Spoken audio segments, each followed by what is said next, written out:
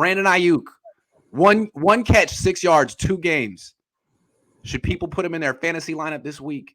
What's he going to do? I don't think so. He's obviously in Kyle's doghouse. So we've seen this. We've seen this movie before. It doesn't end well. No. Because here's what happens real quick. That's sorry to cut you off, but Kyle puts a guy in a doghouse, and then people are like, oh, is Kyle right to put the guy in the doghouse? And then what does Kyle do? Dig in. I got to be right.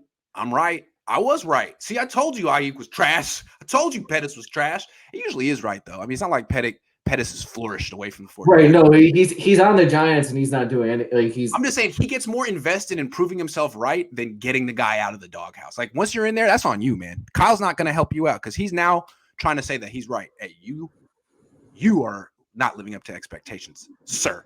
Well, to me, like there's Kyle. The success of Brandon Aiyuk determines whether Kyle is right or wrong. Like whether it's not on Aiyuk because that's his draft pick. Kyle picked Brandon Aiyuk. So ultimately, if Brandon Aiyuk's success is on Kyle Shanahan, like I will say one thing: he doesn't get an out for that. With Aiyuk, they haven't really said what the deal is with Aiyuk. No, but they've kind of alluded, like when they say he's doing much better this week, he's running his routes much harder. They've said things like that. And I did notice that, like, I did think he played well in camp. I thought he played better in camp as a rookie. And one thing I noticed was I thought he was kind of coasting a little bit, like didn't seem as fast. Still winning. But I kind of noticed it. I was like, what's that? Like, are you going 90%? And I think those are things that kind of annoy Kyle Shanahan because then you have Trent Sherfield, who is like he wore his game pants every day. Like, I'm not messing around here, and would run everything as hard as he can. And there was a little bit of a contrast between Aiyuk, who's like, hey man, it's just August. I'm pacing myself for a marathon. And Trent Sherfield, who's like, hey man, this is my Super Bowl. This is it. There definitely was a contrast, but I still think they're kind of overreacting to that a little bit. Remember this. What position did Kyle play? And what kind of receiver was he? The try-hard grinder. What kind of receiver was Wes Welker? The try-hard grinder. Right. So the special teamer, the guy who had to earn it, the guy who was not a first-round pick. Yeah, man, I could see a guy like Wes Welker, a future, like, is he borderline Hall of Famer? And got there his way, looking at these first-round picks, being like, oh, you think that's what it takes, huh? You think that's what it's not? I'll tell you right now. You think you have enough talent to coast like that? It's not.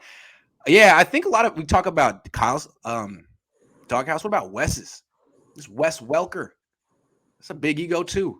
I mean, they could pull the Dante Pettis card out and be like, listen, we did this with the receiver. Like, we'll no problem. And you could go to the Giants, and then you're gonna. We don't need you. We like Trent. We right. like Trent. Right. What do you do that Trent doesn't do? We like Trent. He doesn't drop the ball. He runs hard. He's fast. You can go to another team and you think there too. Like, so either you fix what you need to fix here, or you'll go to another team and your career will get. Either you play 100% in practice, or we'll stick with Trent because he does. He's giving us everything we want from you right now. So I think that's kind of what's going on. Like, good for Trent. That time, I forget. I was a little tipsy. It was like 2 a.m. in Detroit, but I was in the lobby at the Ren Center, and I ran into someone wearing a Sherfield jersey, and it was his brother or cousin. I forget. He was hella tall. And I was like, man, Trent's been so impressive, man. He's just taking this. He's like, man, it was really cool. Anyway, I met someone from the Sherfield family, and they're very proud of him. It's a very good story. I love the undrafted guys who make it story. Shout out to the Sherfield family. Shout out to the Sherfields, man. It means a lot to him. So maybe he'll have a big game. That's what I wanted to say. It seems to me that with no pass rush to worry about, like against the Eagles, the game plan was to get the ball out of the hands quickly and not go down the field. But against the Packers, I think they're going to want to take shots because they're going to be available and Aaron Rodgers is on the other side. If you're game planning, scheming up a shot, is it for Aiyuk or is it for Sherfield? Or is it for Debo? Or is it for Kittle? Like, Aiyuk would probably be down the list, right? I think I would probably go to Sherfield first. If Lance is in the game, it's going to be Sherfield, right? Yeah. Because, I mean, you could call it. He could be open. He could drop it. I don't know, man. I guess yeah. Anyway, give me a stat line for Aiyuk. 1 for 11. I would like to see them get the ball to him on a shallow cross. Can we get him the ball on a shallow cross? One. I mean, come on. I think they got to be able to use his speed and yards after the catch in a way that Jimmy Garoppolo that fits Jimmy. You can't just only send him down the field on outbreaking routes and vertical routes. Like that's a joke. Come on. He's too good. Use his speed in this offense with Jimmy. Give him a shallow cross. Give him an end around. Give him a screen. Come on, dude. He's too good. I don't get it. A whip route, like something. Like, because look, if Jimmy's going to throw for 300 in this game, it's going to be mostly yards after the catch. That's his game. So, okay, Debo will get you some of that. Kittle will get you some of that. The other one is Aiyuk. Sure feels good too, but that's not his game. It's got to be Aiyuk. It's got to be Aiyuk. Come on, Kyle. Come on. The shallow cross, look it up.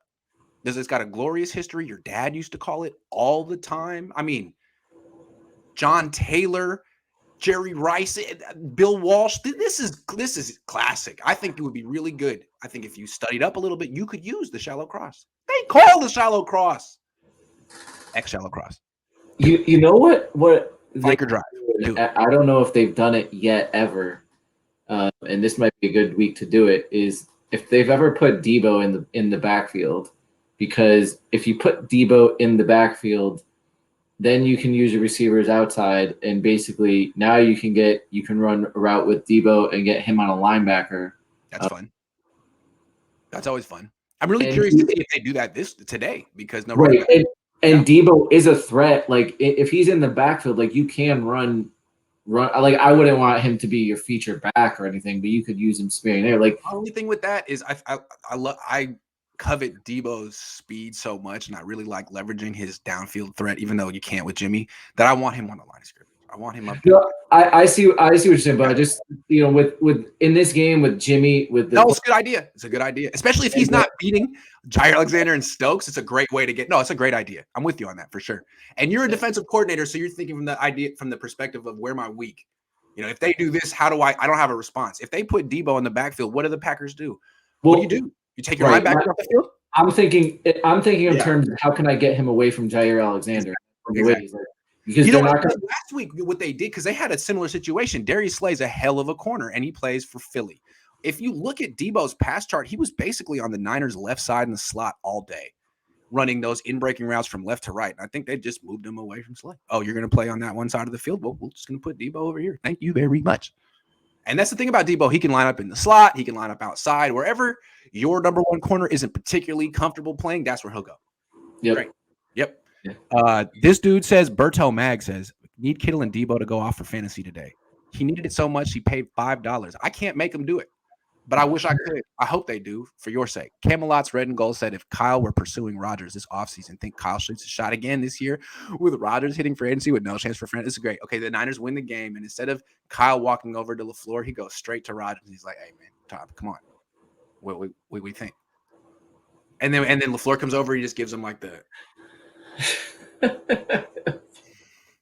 I don't know if Kyle wants that problem. I mean, Matt, like, did you hear his answer this week when asked about this thing? With like, are you worried about a strained relationship with Matt LaFleur over this Aaron Rodgers thing? He's like, oh, I was just doing my job, but really, I got a lot of friends. Like, he was like, oh, yeah. like if he's mad at me, that's on him. I was like, I thought that was a kind of a gangster answer. I like it. I got a lot of friends. Like if Matt's in his feelings, he can, yeah, like he can come talk to me about it or not.